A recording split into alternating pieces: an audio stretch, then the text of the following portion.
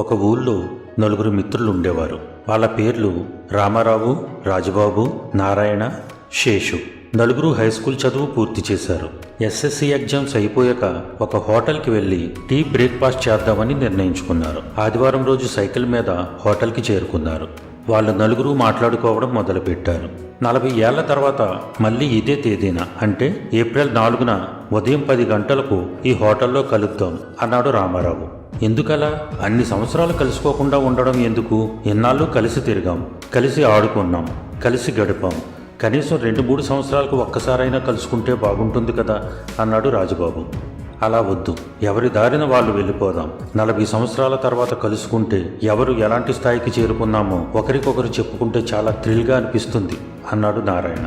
సరే, అలాగే చేద్దాం. అప్పటి వరకు మనమందరం చాలా కష్టపడాలి, మంచి స్థాయికి రావాలి. మనం మళ్ళీ కలిసిన రోజు మన స్థాయి గురించి గర్వంగా చెప్పుకునేలా ఉండాలి అన్నాడు శేషు.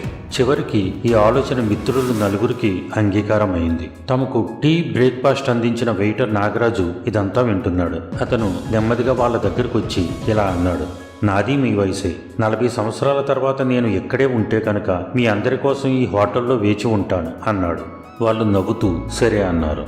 నలుగురు తదుపరి విద్య కోసం విడిపోయారు. రోజులు, నెలలు, సంవత్సరాలు గడిచిపోయాయి. సరిగ్గా 40 ఏళ్ల తర్వాత నిర్ణీత తేదీ ఏప్రిల్ 4 ఉదయం ఆ హోటల్ డోర్ వద్దకు విలాసవంతమైన కారు వచ్చింది. రామారావు కారు దిగి వరండా వైపు నడవడం మొదలుపెట్టాడు. రామారావుకి ఇప్పుడు 3 బంగారు నగల షాపులున్నాయి. హోటల్లో అడుగుపెట్టిన రామారావుని గుర్తుపట్టిన నాగరాజు ఎంతో ఆనందంగా, సార్, మీకోసం ఒక నెల క్రితమే రాజబాబు గారు టేబుల్ బుక్ చేశారని చెప్పాడు. 1 గంటలో నారాయణ వచ్చాడు. నారాయణ ఒక మహానగరంలో పెద్ద బిల్డర్ అయ్యాడు. కోట్లు సంపాదించాడు. స్నేహితులిద్దరూ మాట్లాడుకుంటూ వేరే స్నేహితుల కోసం ఎదురు చూస్తుండగా అరగంటలో 3 స్నేహితుడు శేషు వచ్చాడు. అతనితో మాట్లాడిన తర్వాత శేషు పరిశ్రమలు స్థాపించి పెద్ద వ్యాపారవేత్త అయ్యాడని ఇద్దరికీ తెలిసింది.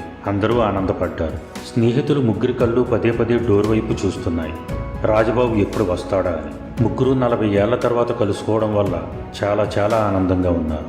గంటల తరబడి కబుర్లు చెప్పుకుంటూ జోక్స్ వేసుకుంటూ కాలక్షేపం చేసినా రాజబాబు రాలేదు. మనకి టేబుల్ కూడా బుక్ చేసి రాజబాబు రాకపోవడం చాలా బాధగా ఉంది. మనం నలుగురం కలుసుకుంటాం అనుకున్నాను, బాధగా అన్నాడు రామారావు. మనం చదువుకునే రోజుల్లో రాజబాబు వాళ్ళది చాలా పేద కుటుంబం. వాళ్ళ అమ్మ నాన్న కూలీ చేసి పెంచి వాడిని చదివించేవారు. బహుశా తన జీవితంలో ఏమీ సాధించలేకపోయి ఉండొచ్చు. అందుకే మన మీదున్న ప్రేమతో మనల్ని మాత్రమే కలిపి మన మధ్య తను కలవడం ఇష్టం లేక రాకపోయి ఉండొచ్చు. గతాన్ని గుర్తు చేసుకుంటూ బాధగా అన్నాడు నారాయణ. మనం మధ్య మధ్యలో కలుస్తూ ఉండకపోవడం వల్ల పెద్ద తప్పే చేశాము. కలిసుంటే వాడికి ఏమైనా సహాయం చేసి ఉండేవాళ్ళం అన్నాడు శేషు. ఇక చేసేదేమీ లేక మిత్రులు ముగ్గురు బయలుదేరడానికి సిద్ధపడి తమ బిల్ ఎంతైందో అడిగారు. బిల్లు అడిగిన వెంటనే ఆన్లైన్లో బిల్లు కట్టేసినట్టు ముగ్గురికి సమాధానం వచ్చింది. ముగ్గురు బయటికి వచ్చారు. అప్పటికి సమయం రాత్రి 8 గంటలైంది. సరిగ్గా అప్పుడే ఓ యువకుడు కారు దిగి బయలుదేరేందుకు సిద్ధమవుతున్న ముగ్గురు స్నేహితుల వద్దకు వచ్చి ఎదురుగా నిలుచున్నాడు. ఆ ముగ్గురు ఆ వ్యక్తిని చూస్తూ ఉండిపోయారు. వచ్చిన ఆ యువకుడు, నేను మీ స్నేహితుడు రాజబాబు గారి కొడుకు రామ్ కుమార్ని అంటూ చెప్పడం మొదలుపెట్టాడు.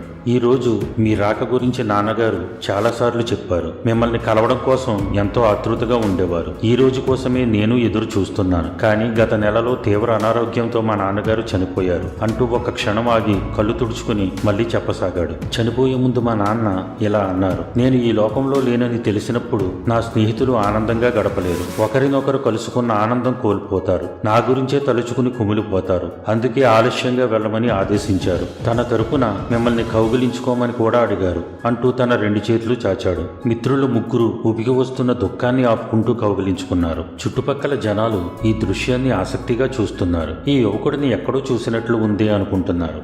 బాబు, నాన్నగారు ఏం చేసేవారు? తన జీవితం ఎలా సాగింది? జీరబోయిన గొంతుతో అడిగాడు రామారావు. నాన్న ఎన్నెన్నో కష్టాలు పడ్డారు. నన్ను చదివించడానికి బరువులు ఎత్తి కూలీ పనులు చేశారు. తన కష్టాలు ఎప్పటికీ నా జీవితంలో చూడకూడదు అనేవారు. ఆయన కష్టానికి ఫలితం దక్కాలని నేను చాలా శ్రద్ధగా చదివాను. ఈ రోజు నేను ఈ జిల్లా కలెక్టర్ని అంటూ ముగించాడు రామ్ కుమార్. అతను చెప్పిన మాటలు విని అక్కడున్న అందరూ ఆశ్చర్యపోయారు. మిత్రులు మాత్రం అతని వద్ద సెలవు తీసుకుని వస్తున్న దుఃఖాన్ని తమలోనే దిగమింగుతూ మంచి స్నేహితుడిని కోల్పోయామే అన్న బాధతో వెనుతిరిగారు. మిత్రులారా, అందుకే మీ బంధువులతోనూ స్నేహితులతోనూ శ్రేయోభిలాషులతోనూ వీలును బట్టి కలుస్తూ ఉండండి. వీలు కాకపోయినా వీలు కల్పించుకుని కలవండి. తర్వాత వెళ్దాం, సందర్భం వచ్చినప్పుడు చూద్దాం అనుకుంటూ ఏళ్ల తరబడి వాయిదాలు వేయకండి. ఎందుకంటే మృత్యువును చేరుకోవడానికి ఎప్పుడు ఎవరి వంతు వస్తుందో తెలియదు. ఆ తర్వాత కలుద్దామని ఎంత తాపత్రయపడినా కలవాల్సిన వాళ్ళు మీకు ఎప్పటికీ కనిపించరు. జీవితం అంటే సినిమాలు, రాజకీయాలు, టీవీలు, మొబైల్లు, ఫేస్బుక్లు, వాట్సాప్లు,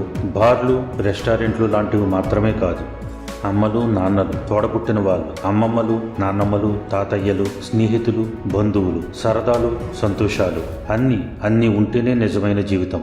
అందుకే వీళ్ళందరితోనూ కలిసిమెలిసి ఉండండి. జీవించినంతకాలం ఆనందాన్ని అనుభవించండి. మిమ్మల్ని కోరుకునే వాళ్ళను కూడా ఆనందంగా ఉంచండి. సర్వేజన సుఖినో భవంతు. Dear friends,